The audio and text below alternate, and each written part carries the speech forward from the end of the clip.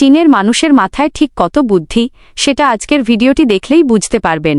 দেখুন, তাদের বাড়ির উঠোনে যদি মাটি না থাকে, 2 ইটের মাঝখানের ছোট্ট জায়গাগুলোতে কি সুন্দরভাবে তারা চাষবাস করে থাকে এবং কি ধরনের শাকসবজি ফলমূল উৎপাদন করে সেটাই আজকের ভিডিওতে দেখাবো। পুরো ভিডিওটি দেখলে অবাক হবেন। কথায় আছে, মানুষের ইচ্ছাশক্তি নাকি থাকলে পাথরে ফুল ফোটানো সম্ভব।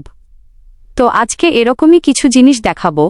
দেখুন, চীনের কিছু গ্রামে তাদের বাড়ির উঠোনে যদি পর্যাপ্ত মাটি না থাকে, তখন ইটের মাঝখানে বা ফাঁকা যে জায়গাগুলো থাকে সেই জায়গাগুলোতে বীজ বপন করে।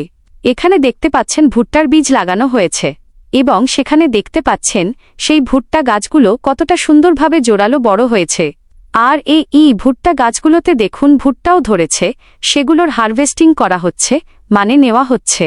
দেখুন কত সুন্দরভাবে এখানে ভুট্টা গাছগুলো সারিবদ্ধভাবে চাষ করা হয়েছে। আর এই ভুট্টাগুলো হলো সুইট কর্ন বা মিষ্টি ভুট্টা, যেগুলো সিদ্ধ করে চীনের মানুষজন খেয়ে থাকে। আর ভুট্টা যে গাছগুলো রয়েছে এগুলোকে কুচি কুচি করে ঘাস হিসাবে বিভিন্ন গবাদি পশুকে খেতে দেয়, মানে একই গাছে ভুট্টা এবং ঘাস দুটোই তারা ব্যবহার করে।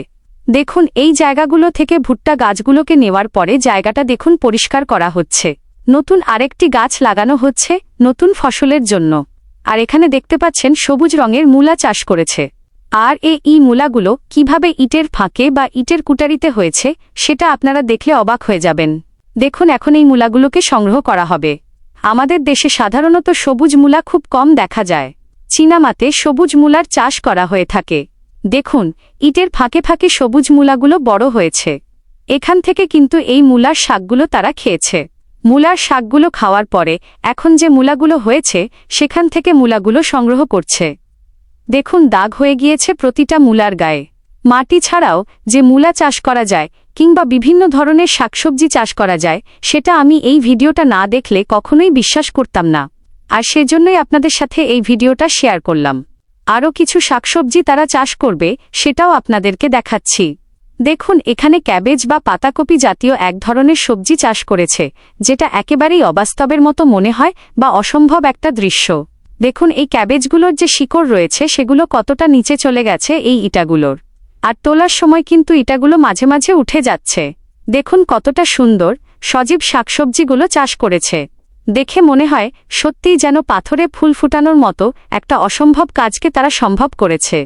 দেখতে পাচ্ছেন কত সুন্দর সুন্দর পাতাকপি এখানে সংগ্রহ করা হচ্ছে। এছাড়াও তারা আরও বিভিন্ন ধরনের শাকসবজি চাষ করেছে এই ইটের উঠোনে। সেগুলোর দেখতে হলে কমেন্ট করে পার্ট -2 লিখে জানান। আর ভিডিওটি ভালো লাগলে লাইক, কমেন্ট এবং শেয়ার করে দিন।